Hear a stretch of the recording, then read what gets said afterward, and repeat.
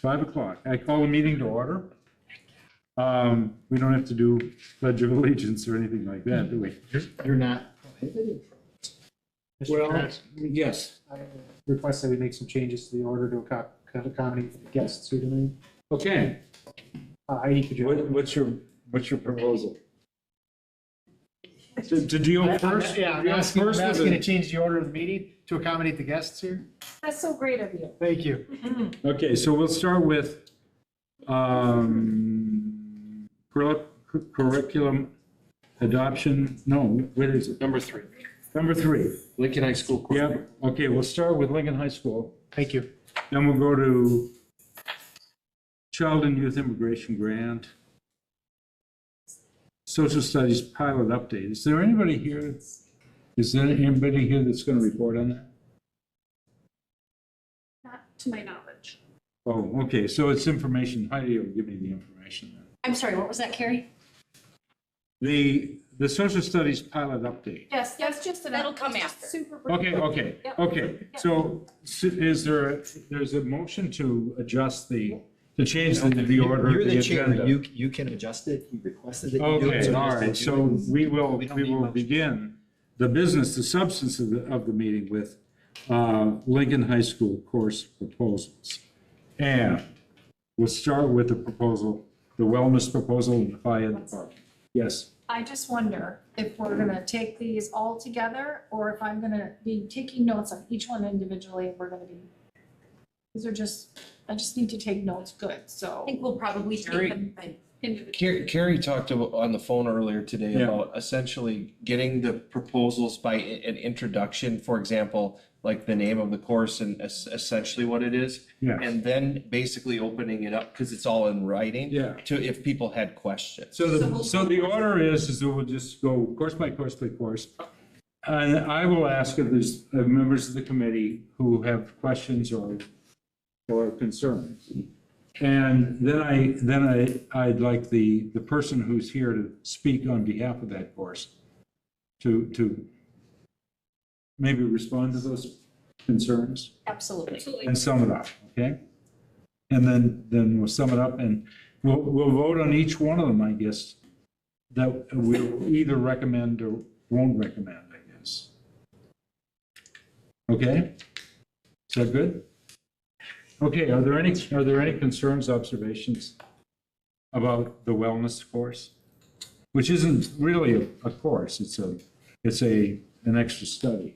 So wellness is an elective course that in the past has counted for a half a credit of physical education. Right. However, through our conversations in our area, this course no longer qualifies as a half credit of physical education because it is not taught for the entire semester by a physical education teacher. Half of it has been done by a family and consumer science teacher. So Okay, that's why it no longer would qualify for that credit. but this will. This is just a We're eliminating deletion. the course. It's a deletion. So this would be a deletion. Okay. Yeah. All right. Is there any comment from the, I mean, they still got other options, right? Absolutely. Okay. I'm good with it. okay, anybody want to make a motion? I make a motion to delete the wellness course because of. It's fine. Okay. Discussion? No. All those in favor? Aye? Aye. Okay. Okay, the biz ed course? Yes, I mean, there've been some editorial changes, in terminology and things like that. correct. There are some name changes. The only two new classes that we are bringing to you, one which would be social media marketing, and the other which would be business tourism. They are really trying to tailor New to the interests of our students and update the department to be a little more in 2024 versus when many of these classes were created Okay. many, many years ago. All So those are our two asks. So there's no, there's no need for any staff changes at all. No, And correct. the current staff will absorb it. Yeah, and if in your free time, if you want to look at that pathway CTE planning document, it kind of outlines what their plans are for the next 3 to 5 years, which is a cool way to see them plot out the future of their department Projected Yeah. enrollment for each class. for, yes. Let me dig in a little bit deeper.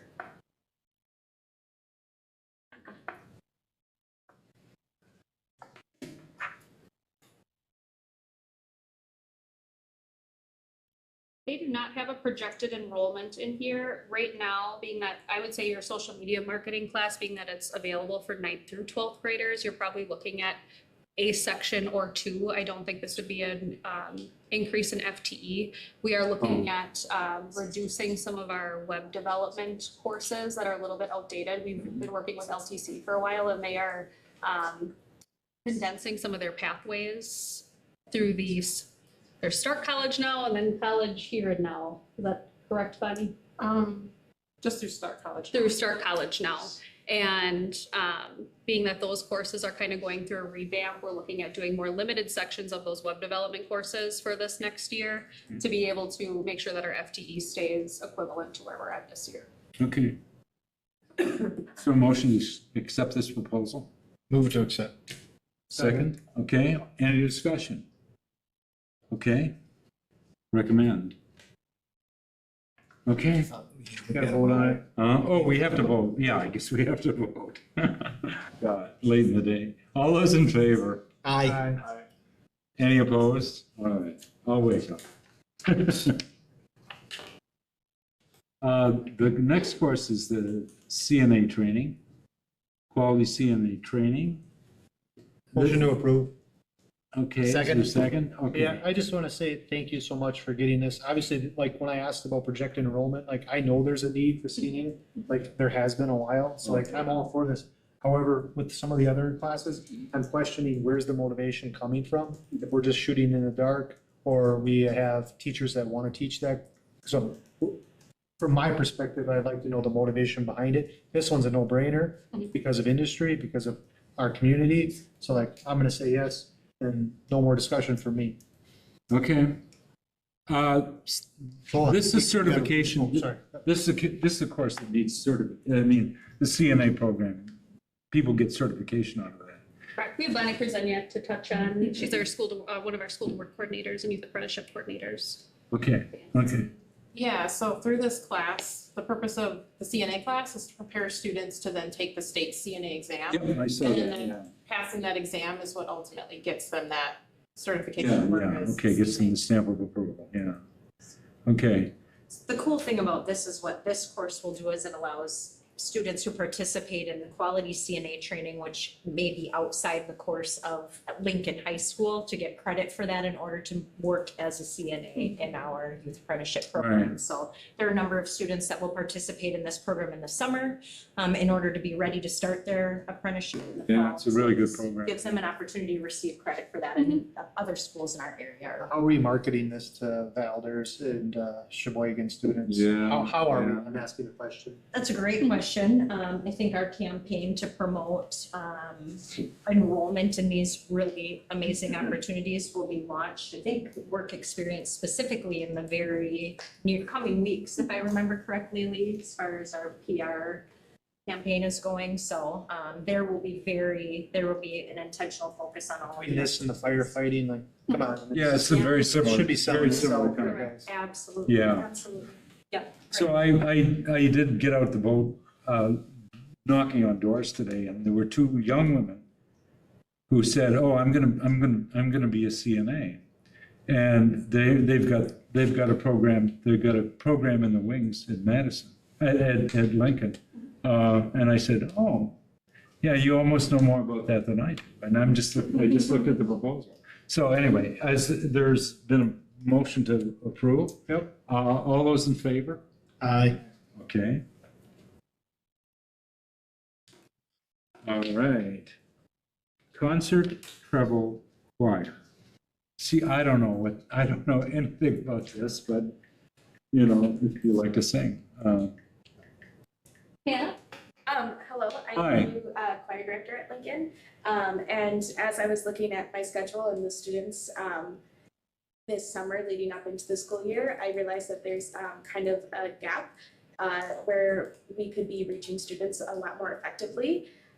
Currently, I have a concert choir that is split into two different sections, two different class periods, and there are about 50 students in that class, which for me as a choir director, I'm not really gonna complain about the large numbers, I love it. However, in order to more effectively reach these incoming students, these are students who are freshmen or sophomores who feel like they need that beginning step one more time.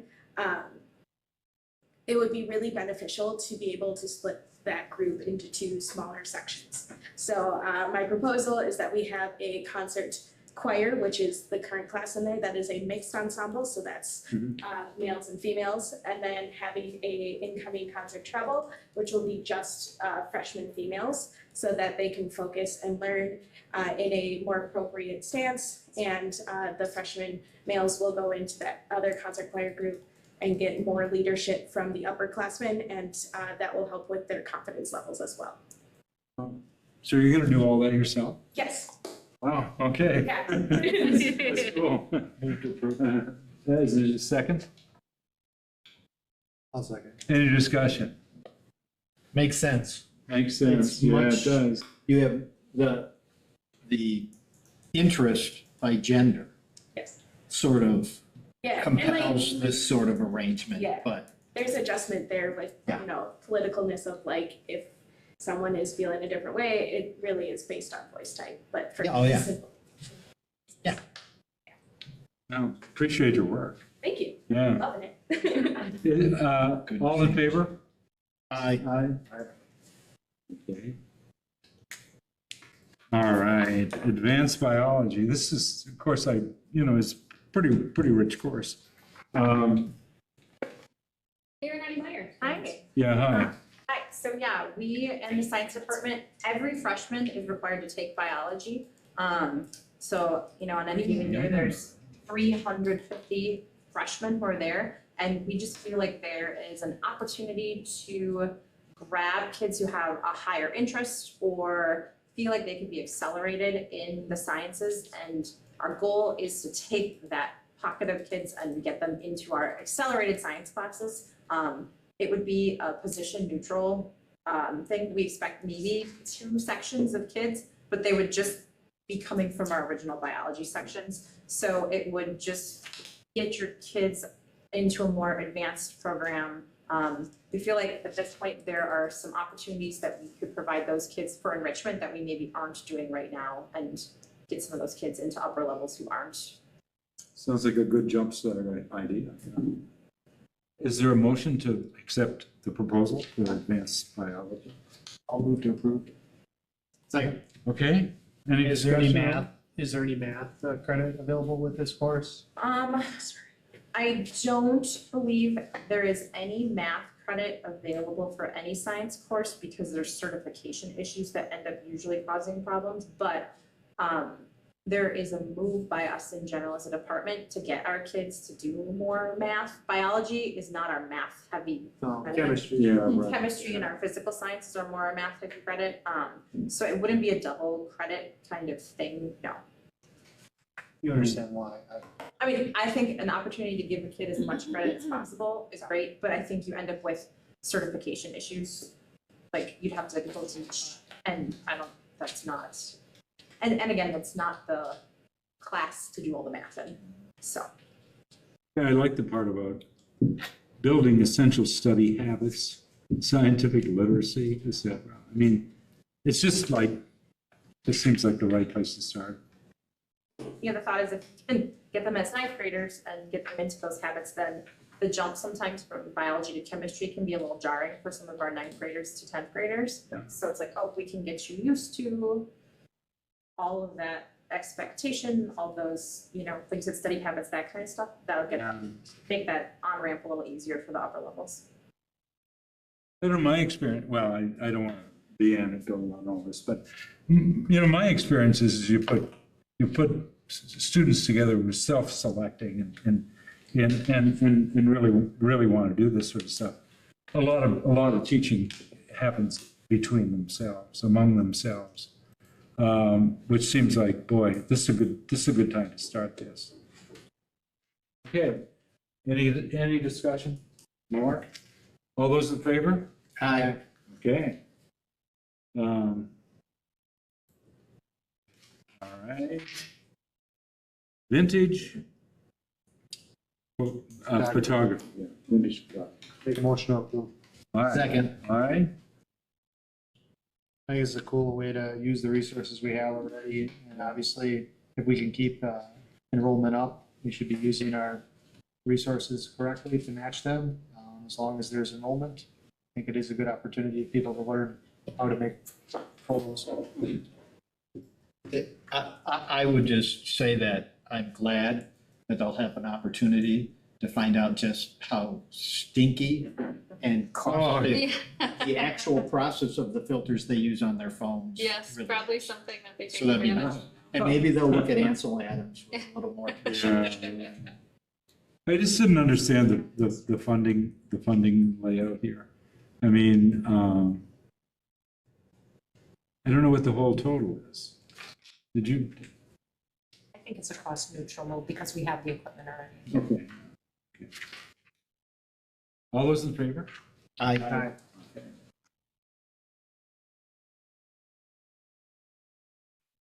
Advanced world history, yeah, well, you know, I really like this proposal. It's detailed and. I knew this was the one. Yeah, really. I think this is a course everybody should take. We have an advanced US history option currently, and then do not have an advanced option for the world history. Oh, So an That's a opportunity good to keep students who are history buffs really engaged in those high-level courses. Yes, a century that everybody should be familiar with world history. Who's going to teach this? Casey Johnson. I don't know if Casey Johnson is a department chair. Oh, okay. We'll be going through those once we have course registration and we see how many sections this will bring.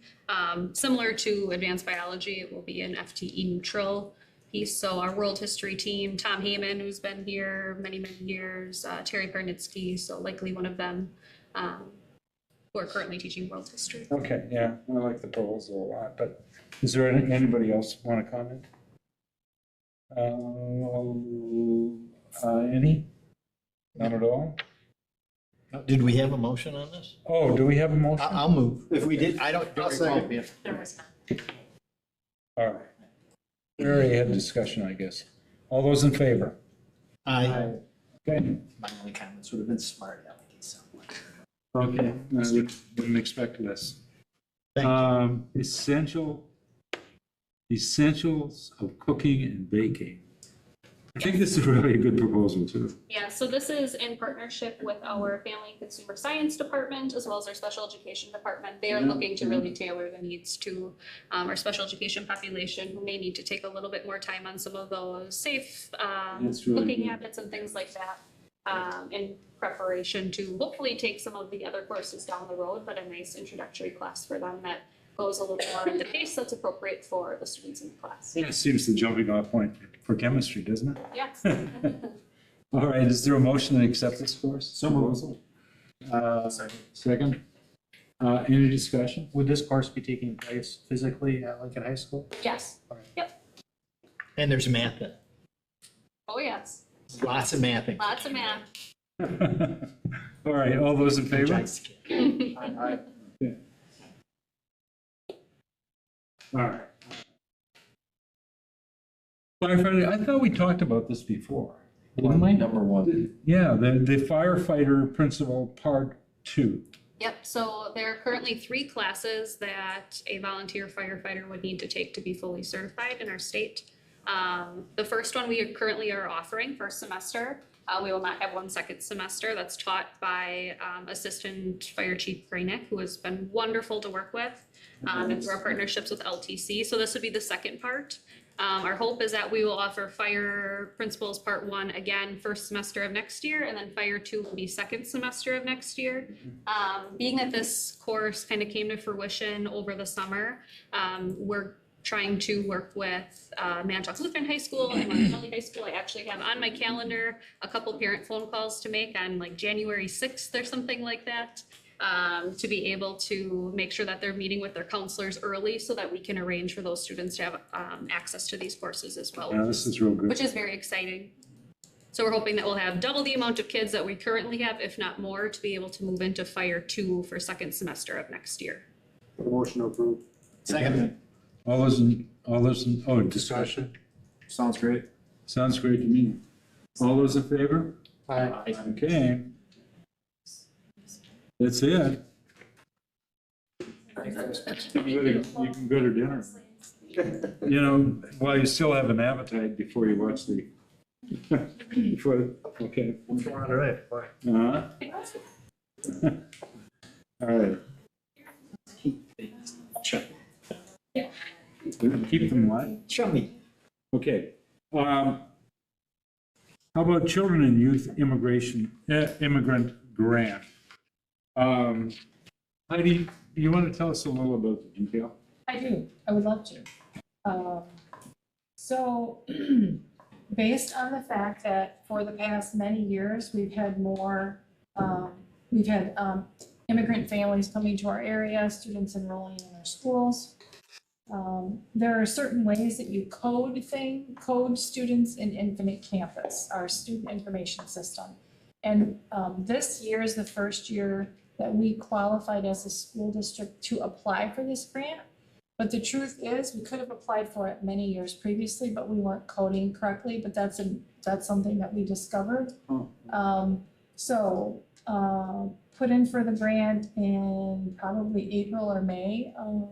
I shot for the moon and asked for $50,000, knowing that we probably wouldn't get that. Bigger districts, like Appleton Area School District last year got $30,000, so I knew we probably wouldn't get 50. We wrote the grant. There was a team of us that got together, some EL teachers, some of our interpreter team came together, and then just some general education teachers, and just kind of brainstormed and talked about what are some of the challenges that our immigrant children and students are facing, and what are some things we might do about that. So we wrote the grant from this perspective of having a family advocate that would work with children and families that are immigrants. And those students qualify for that their very first year they're in the country, their second year, and their third year.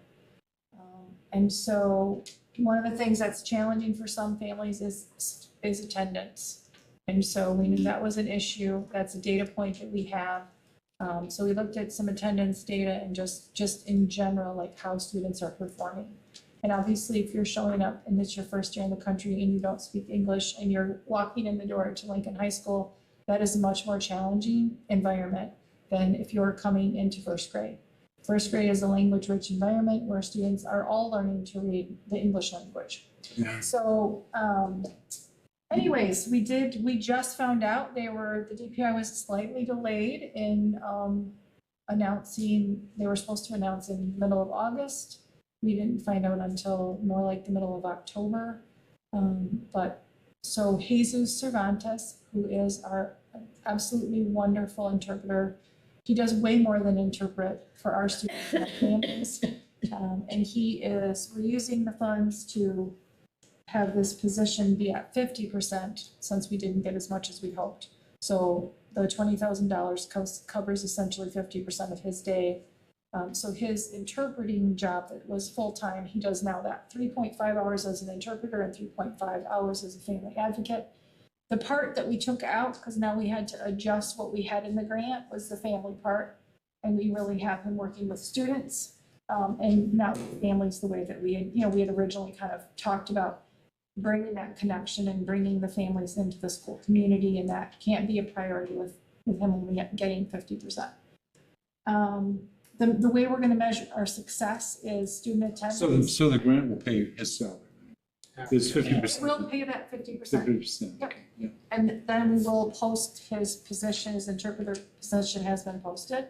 We have an interview just as a 0.5 person to cover that, because it's hard for us to actually get all of the interpreting done that we need with the staff that we have. So we couldn't have that position not filled for the rest of the year.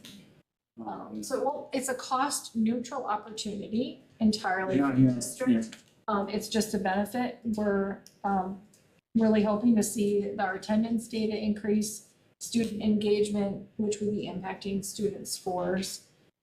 It's hard to score a student who's a first year English student. However, we do have our access test, and that's a special test that is just for our English learner students. So we will be able to use that data as a measure and hope that we will see some more, some improvement on the test scores, maybe not so much because the students are actually doing better, but they're taking it and more engaged in the process. Yeah, of course. What questions? It's a way to, you know, it's a way to integrate them in with some assistance and direction, sense of direction and, you know, advice. Seems to me, they used to do that where I grew up, for, you know, French Canadian kids that moved to basically an all English speaking part of the country. And it, you know, it was a tremendous help to them, I think. My concern is that how long is the grant for? 1 year? 1 year. And what are the chances of perpetuating it? It's possible. I think especially if we've got some good data to go with it. Yeah, I would guess so. Okay. Okay. Any other? Are there any strings attached with accepting the grant money? I know that that's a rarity, but there really aren't. The money only has to go for what we said we would do in the grant, and that's what we're doing with the money. And can you speak to our ELL population today and how that's trended the last several years? Yes, I can. So English. our English learner Yeah, okay. population, overall, it's been increasing. If you go back, it's on the printer, but I'm gonna grab it off here real quick.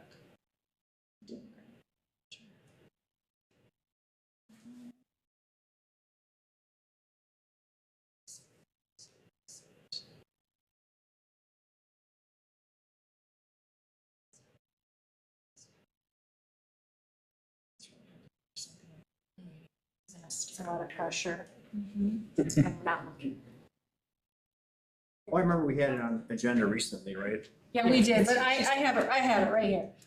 Okay, so just as an example, so I went back and looked for the past 4 years. So in 2020, 21, we had 554 EL students in the entire district, and now we're up to 610.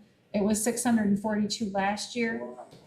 I think the 610 isn't true because it's not the end of the year. I think the 642 is more true, and I think it will probably be more than that this year. It has gone up from 544 to 600 to 620 to 642. So I would expect that would continue. Our first year in country students last year, we gained 50 students that were first year in country students. So why are FTE student bodies going down? I mean, this sounds like a you know, a supply line here of students. And this isn't like, you can't really say that this is entirely attached data, but I think it is. So our families that need translators, okay, there were 390 families that needed translators in 2021, and last school year it was 474. So we're seeing that increase, you know, pretty consistently. Yeah. And so out of that population, I mean, I just did some rough math. What are we, around 4,500 total enrollment now, right? So that's about 13.5% of our population falls in that category. And I guess from your guys' point of view, do we have the resources that we need to support that? And I guess another question that you may not be able to answer is, you know, any insights on what's causing that explosion in ELL population? I would be afraid to say because I would only be guessing. I'm guessing it's connected to a family comes, so more people come, Oh, sure. right? That makes sense to me, like that's really common. You know, there are communities, the Sheboygan community has, you know, populations that where some family comes, so they have more family come because there's someone to come to. That's my guess. What was the first part though? I didn't have an answer for the first part. Yeah, the first part of the question was, do you feel that's enough resources? Resources, we have a very strong EL staff.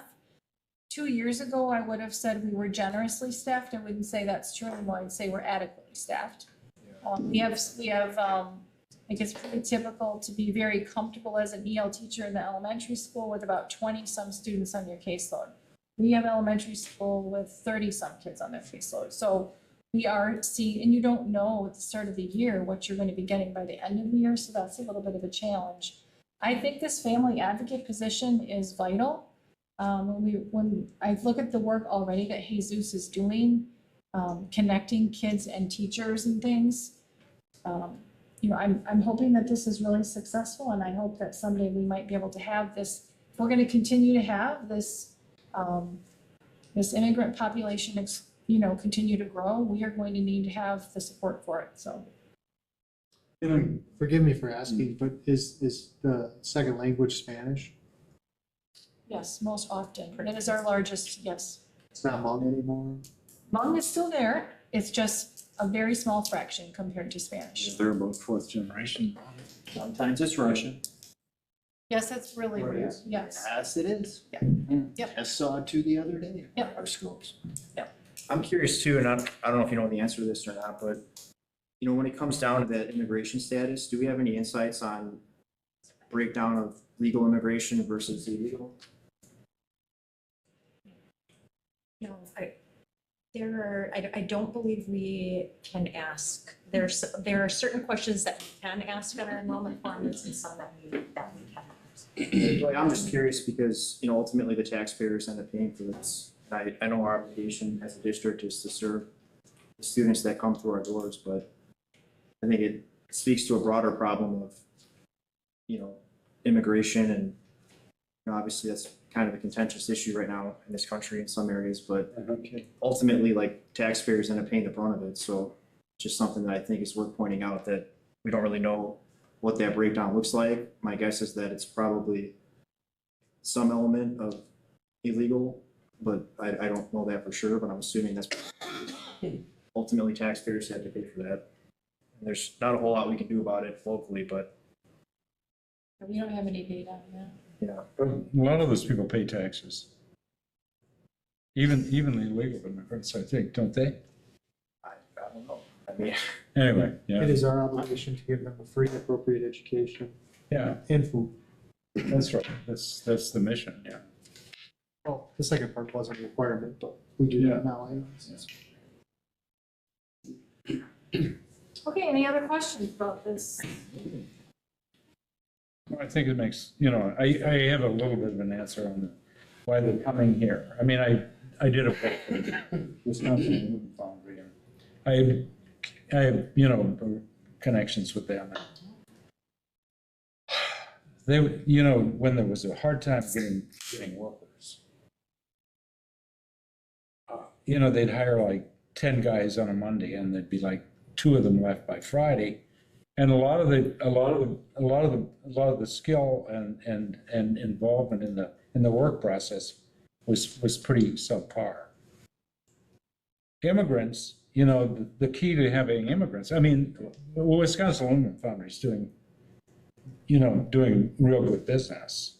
So what they did is they put in a Spanish to English program. Gave them language instruction, got them taught.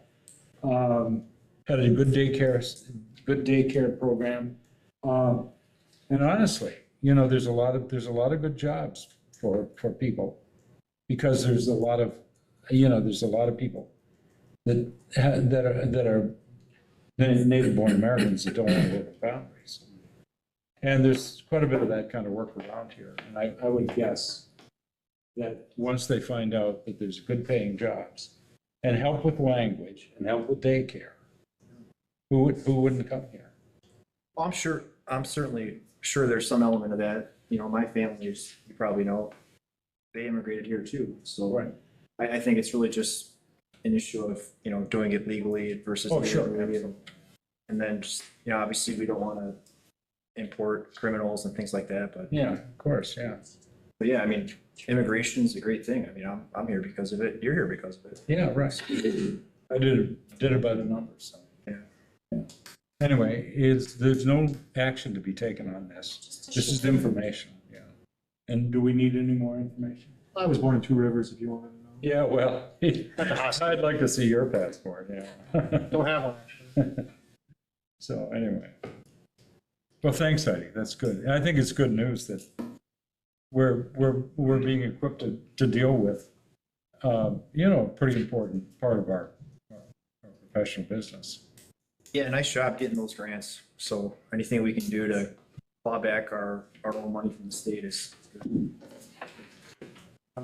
Social studies So- update. Really, we had said we were bringing an update, and so here's the update. Okay, We don't have an update. okay. Should we have an update? But I wanna tell you why. So Okay. it's the elementary social studies pilot, and elementary, we grade students on the report card, at this semester for social studies. So some teachers haven't taught their science units yet, they've taught social studies. And so, or they've only taught some of the units, and they're not comfortable saying yet how they feel. They want a little more time. So we will bring you a full report with, we're gonna give a survey out to staff and be prepared to share that with you in January. Yeah, okay, thanks. Reframing behavior training feedback. Yeah, I'd be interested in that. I got some literature from CPI. And sounds like a really sensible program. Yeah, so similar to Heidi's update, I promised some behavioral updates and to keep everybody abreast of what we're doing to help support staff and help really intentionally be proactive around meeting the needs of students who are demonstrating some challenging behaviors on a regular basis. So we had our first go at reframing behavior training on our October 4th Staff Development Day. And Lynette Seminar, who has done an awesome job of facilitating all of this, and coaching and supporting the facilitators in each building, took a moment to collect some feedback, just because we want to make sure that when we're investing in supporting teachers, that it's something that they feel good about, that they're going to use in their practice, that they believe will positively impact their work with children. And then we just kind of wanted to know how they feel like they could use it. So of the staff that responded, 75% felt that the content would be useful to very useful in their everyday work. After the trainings that the facilitators in every building did just an excellent job with on that day, 82 to 92% rated that they're feeling comfortable about the content and implementing the content in their work. I don't, maybe, I mean, I know what the stuff is. Maybe Tony and Matt don't. Yeah, I gave just a little overview last time, and I do think that I shared some of those materials, and I'm happy to do it again if anyone wants to listen. It's a pretty quick, easy listen. Okay. But basically, it talks, helps staff better understand how within themselves and in their students, people deal with stress and anxiety.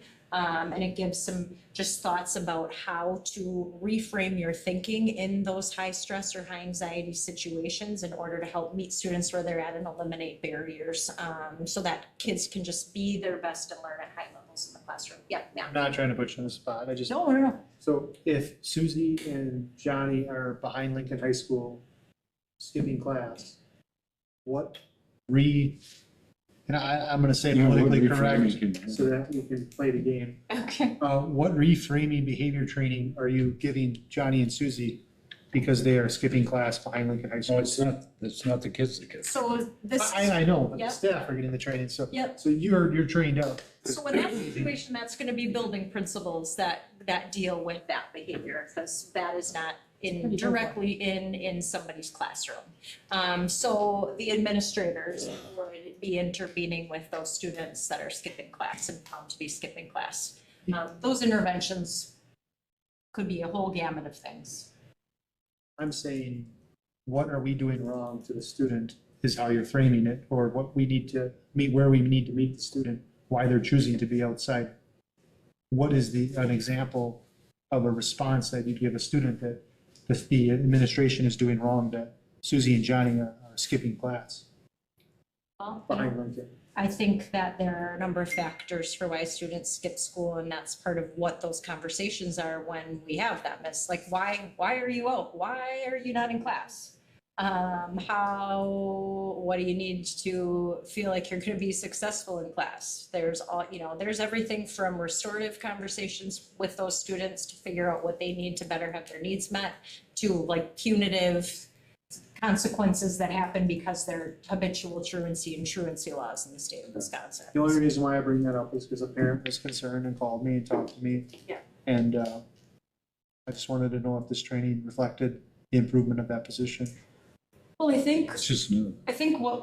what we hope that all kids find are classrooms where they feel that it's incredibly important to be there for every minute, right? I mean, Yeah. that's, yeah, I think we all want to That's the goal. make people feel like they want to be in school, but they choose not to be in school. They do choose not to be, so that's where we gotta figure out like where that breakdown and connection I is. didn't want to be in school every day either, but I kind of had to because I wanted to get ahead, so. Neither did I, but yep, I think there's different motivation for different kids, right? So that's what we have to figure out is what is the motivation for students to want to be present in school? And are we making those right connections? Are we putting them in pathways for something outside or beyond high school that they feel passionate about? And we can set them up on, in some courses that help them achieve those goals, so. Skip From this. what I've read, it seems this approach is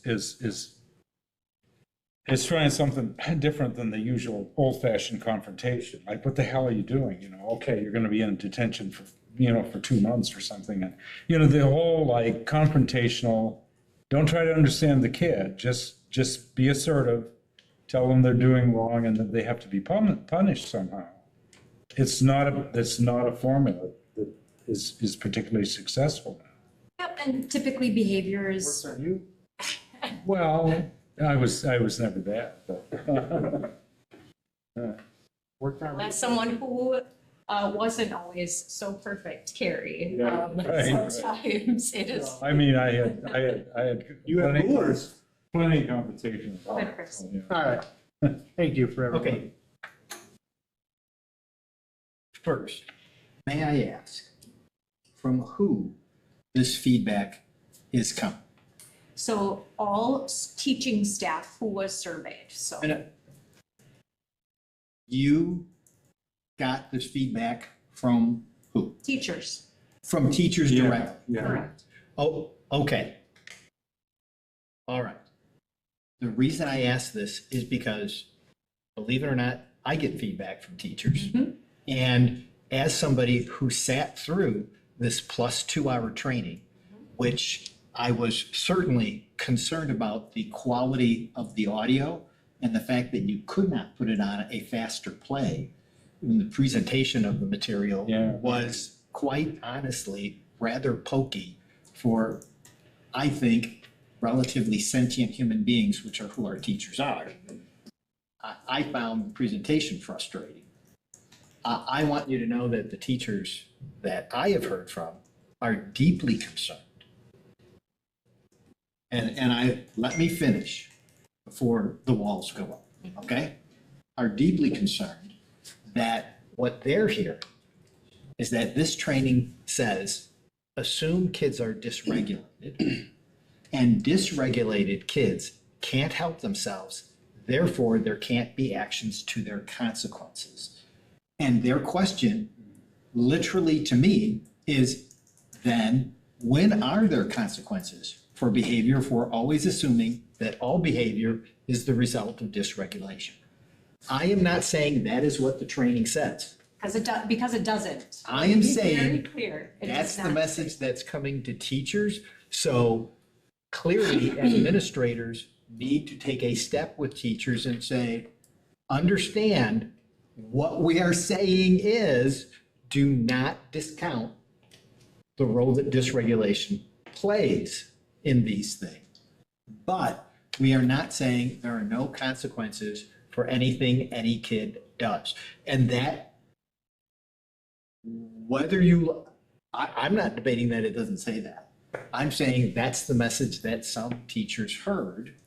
And as Because you there's know- also a lot of pushing on this that the teachers are regulated, so sometimes they're not making the right choice. Sometimes they are, but I'm willing to bet they're still What I will professional. say is, as you know, Yeah. When there's 500 people that participate in a training. Absolutely. And there are certain people that, hear components, and then as we're learning through this together, it's important that everybody has the same talking points. What I will say in front of everybody is that you will not hear from this training, me or anyone else who understands behavior, that you can only have restorative practices absent of systems that implement consequences. They have to be in partnership. Consequences don't necessarily equal punishments, right? Consequences mean when you are engaging in unsafe behavior or something that is incredibly disruptive to the learning environment or acts of serious physical aggression, those things absolutely result in having consequences. And then what happens during that time is we need to then figure out why the kid is doing this, because they are dysregulated in that moment. And sometimes in a dysregulated moment, when a student has done something maybe that's incredibly challenging or egregious or really to the extreme that disrupts a classroom, a teacher, it cannot always be composed in those situations. And the point of this training is that dysregulation, when you are incredibly upset, cannot effectively handle dysregulation because it ends up in this colossal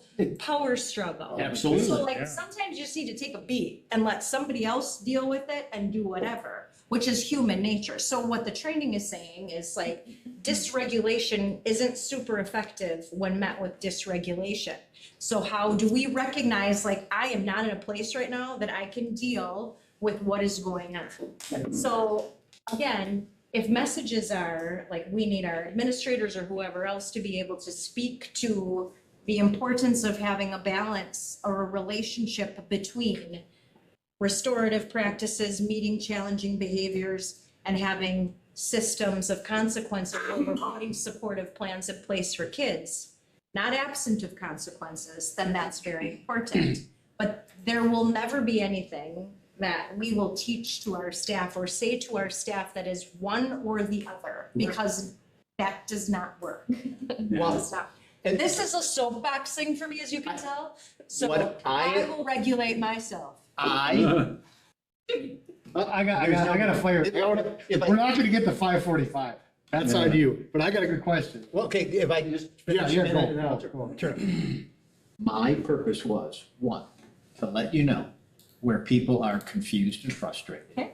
And two, to say, I certainly hope that important conversations are happening at schools in concert with this, where teachers feel they can say what they thought they heard it say and get it clarified, and schools will develop plans to say, whoa, consequences aren't gone, but here's the structure, because a good structure removes emotional response from the adult. It really does. That's all. And thank you for your patience. No, Katie, since you're doing such a good job, so if Johnny comes up, because I've heard this single-handedly 25 times while I was in high school.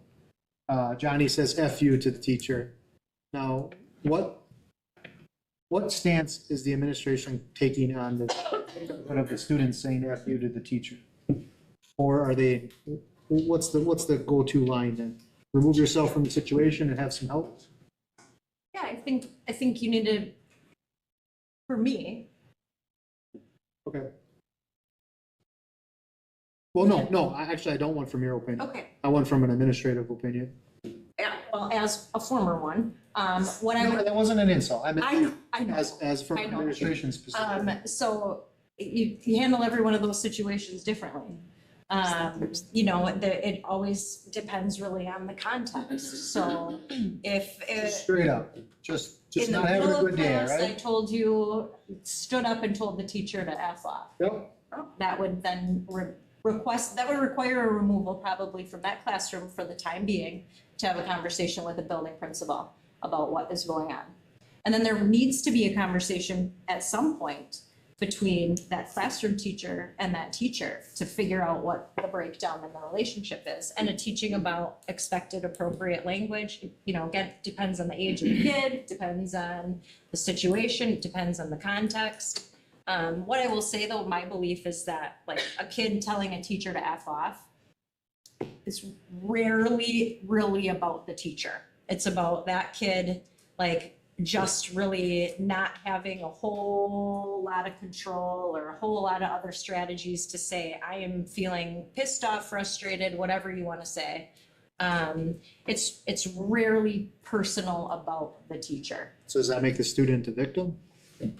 Not the victim. I think no different than we would think about a student who struggles with reading. We think about like that kid struggles with some emotional regulation, right? Like they don't have the same strategies or the same support in those situations to understand how to handle their frustration, their anger, their, I don't know, maybe they're not great at English or whatever the case may be. So that's where the context comes in. So my concern would be the classroom management or the classroom atmosphere after something like that happens and then the student is removed and then the class just absorbs that as a collateral damage. And then the teacher ends up having a hole, we'll call it, I'll make up the word, that happened and then there was no repercussions to the students in the classroom, in their opinion, and then it becomes just a norm. That's what I was exposed to many times. The norm is in many kids then start telling the teacher to F off? That there's no consequence when actions like that happen in a classroom setting, because the students are, the learning environment is never corrected because it's removed from the classroom right away, the incident. So then there's no reconciling from the damaged, collateral damage around the other students. Yeah, and what you're talking about, that's part of restorative practices, right? You have to think about all the people that were maybe impacted by that situation. So, So do we have plans in action that the principal maybe comes in the classroom and talks to the whole class? if it's a serious disruption, 100% that happens. Otherwise, sometimes the classroom teacher takes that, again, dependent on the level or something, a teacher would say, boy, our friend is really struggling today. That's not expected language in our, in our classroom, or that's not how we talk to adults when we're frustrated, like they have that conversation. So it's politically correct for the teacher to talk about what's going on to the rest of the classmates? Yeah. After the student's removed? And that's part of those restorative, like making sure that you're not just ignoring the thing that disrupted. I think that's exactly what you're saying. That's all. I mean, disapproval, you can do disapproval without doing confrontation. I mean, the confrontation just makes the situation worse, it seems to me. And then everybody's out of joint emotionally, with the kind of the verbal violence of it all. But Talking to the quartermaster himself. yeah, well, but yeah, He didn't do anything wrong though. He swore tonight already. I didn't, did Yeah, I? he did. Well, in my opinion, he did. Oh, Look at the tape. all right, Always swearing, dude. Like a sailor. yeah, well, yeah, sure. You shouldn't say, Anyway. that's disrespectful to all the Navy. Well, yeah, I was improperly socialized, I guess. Uh, 3 generations, buddy. Oh, so that's okay. You better believe All it. right. So Now I know. anyway. You think I learned? The thing is that the reframing stuff, I'd really like to see, my first desire after I read the literature was, I'd like to know from the teachers how well they're, assimilating this sort of new approach in their own way of doing classroom work. And number two, is it working to, decelerate, bad behavior? Yep, so that's December's update, so I'll. Okay, that's December's to you all. update, yeah. And then, maybe another opportunity to get some different feedback from some other teachers.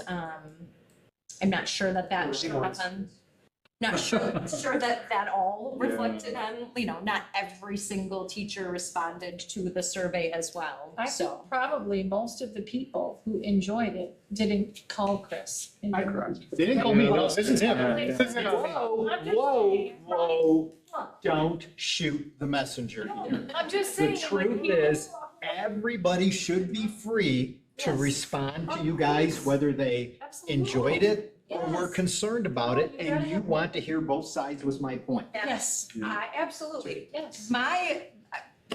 Typically though, the people that responded on here. So what I'm saying is maybe there's another way to collect data for the next time around that would maybe get varied opinions. So Okay, I will work on that. what about homeless, Snowflake, but homeless, don't blame it. homeless awareness? So homelessness, similar to EL, has been a little bit of an explosion in our district, and I have just some brochures for you. Lynette is also serves as our homelessness liaison for the Manitowoc Public School District. So I don't know if you know, but McKinney-Vento is a federal program that supports families and youth who are experiencing homelessness. The state is using some new language, which is just describing homelessness as families in transition from living arrangements and those kinds of things. It sounds just sounds nicer when talking about families who are experiencing some difficulties right now. So homelessness or families in transition can be anything from living at a friend's or relative's home due to loss of housing, economic hardship, any other reason like that, living in an emergency or transitional living shelter, living in a motel, hotel, campground, living in a car, park, public place, bus station, abandoned building, or other unsheltered situation. It also includes runaways, unaccompanied or abandoned youth. So as of October 29th, we have 61 students who meet eligibility in our school district to be receiving supports through McKinney-Vento. Last year, at the end of the year, we had 107 students that we totally served. So we are on pace to significantly exceed that number. One of those factors could be now, based on our online enrollment, people have the ability to self-declare whether or not they are a family in transition or experiencing some of these economic hardships, where in-person registration, they may not have been as forthcoming with that information because it is an incredibly sensitive topic. So you'll see in your brochure ways that we provide some support. Again, Lynette Seminar does a great job of reaching out and having family community connections and providing supports to these families. We do receive funding through McKinney-Vento, which covers transportation costs for students, because we want to make sure that they continue, no matter what, to have uninterrupted access to their education. We can waive school fees to eliminate some financial barriers. Lynette works closely with WGNR. They provide beds to families who are living or experiencing some financial hardships, maybe moving into a new residence. So that is great. Lynette has also started our caring closet here at Central Office, which has received just an outpouring of donations from community members as well as community businesses who are willing to support our families in need, just with essentials, things, like gloves and undergarments and socks and things that, are nice to be able to provide for families when they're experiencing some of these hardships. And then this family in transition brochure will be on our website and then available to families through our school counseling offices. Right now, our school counselors and our school social workers in the 2 buildings that we have, those are our liaisons within the immediate school setting to support families. Do you, is there any directive or policy or system that you guys have in place for administrators to incidentally pick up students? A policy to, Maybe this would be referred to Lee, I guess, at this point, but, I mean, To pick up students, you mean the Yeah. transportation? yeah, For principals? yeah. We have some district vehicles that are available to, go pick up children, and we have procedures in place to ensure that whoever's gonna be driving the vehicles are covered under insurance and all of those Not sorts. kind of going that route. I'm trying to go the route that, do we do that yet? We have staff members pick up kids sometimes, yep. Do they get paid for that, or just normal salary, or? is Part that- of their It's part of their workday.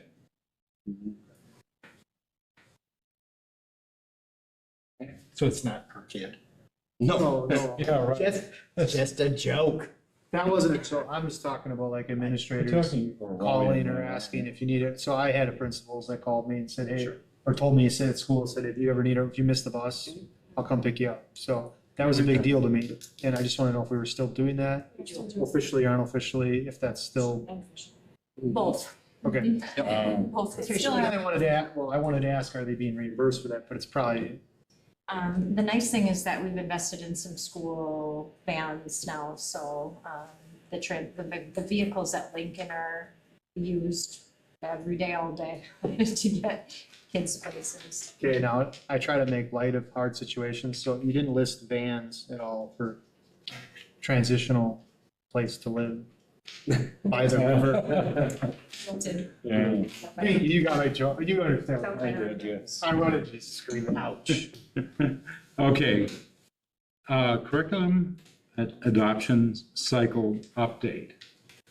Yes, so we have a few areas that are in the process of being able to review based on the transparency Oh, yeah, cycle that was of course, adopted. That will be reviewing some options, dabbling and deciding what preferences they have, and then bringing those forward to this committee in late winter, early spring, Okay. in order to be on display and have the review process go into That place. So involves those selection of kinds materials areas, and that working too. with, it's 9 through 12 English, ELA, grades 9 through 12, world language 6 through 12, and middle school social studies right now are the current content areas up in their cycle. So meeting with those department chairs, and they are beginning to start to review some options and get their teams on board, and then we'll bring you an update, like I said, late winter, early spring. Okay, cool. Is there any other business that needs to be considered? Okay, hearing none, is there a motion to adjourn? Second. All those in favor? Uh, Okay. Thanks a lot. Thank you, guys. Thank you.